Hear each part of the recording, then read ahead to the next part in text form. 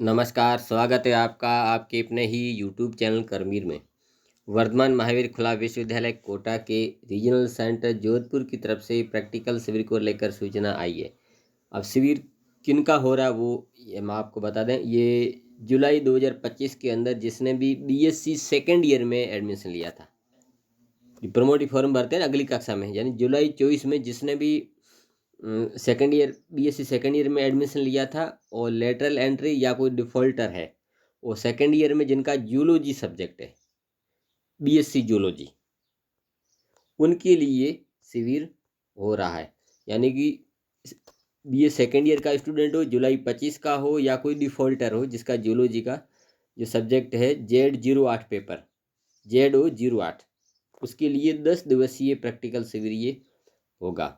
ठीक है, और जिसने डिफ़ॉल्टर फॉर्म भर रखा हो या जुलाई 25 का सेकेंड ईयर का हो, तो उसके लिए ये कॉलेज दे रखे। अब कॉलेज के नाम में बताता हूँ और क्या है वो सबसे पहले देख लेते हैं।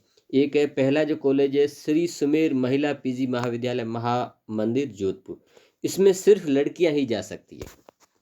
ठीक, अब उसके बाद कौन से कॉलेज है, रूपाराम सेवदा महाविद्यालय केरू जोधपुर, अंबेडकर राजकीय महाविद्यालय बिल्लाड़ा, एमबीसी राजकीय महिला महाविद्यालय बाड़मेर, भगवान महावीर स्नातकोत्तर महाविद्यालय Kheteshwar Nagar, Balotra government college Balotra, government college Sirohi.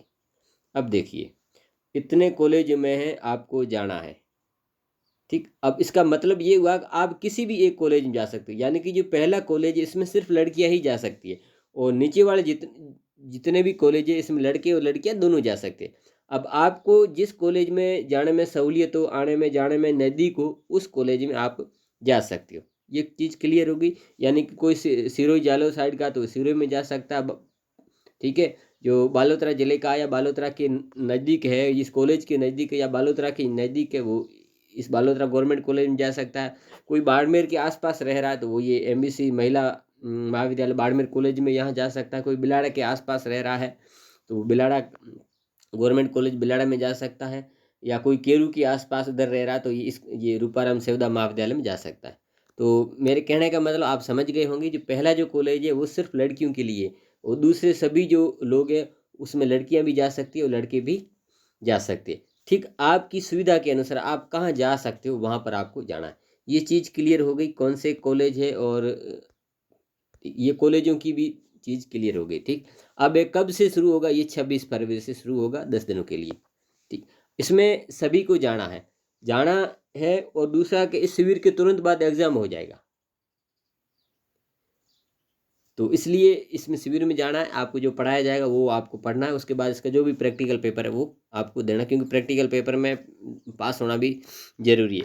क्योंकि इससे अगर आप चूक जाते हो तो अगली बार 6 महीने के बाद होगा या जब भी होगा तब सूचना आएगी। तो इससे अच्छा है कि आप एक बार इसमें आप चले जाएँ। ठीक है,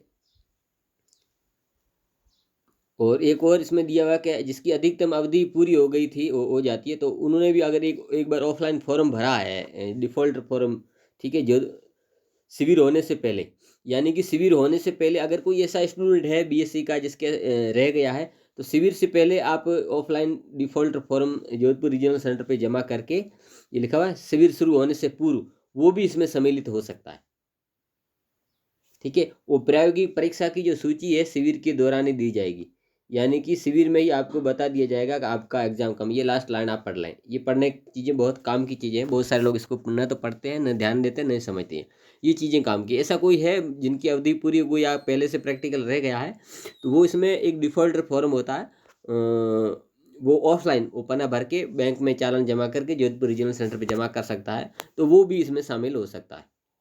ठीक है, तो BSc second year Jodhpur regional centre जिनका जूलॉजी विषय है, अगर किसी का बाकी है तो वो इसमें आ सकता है।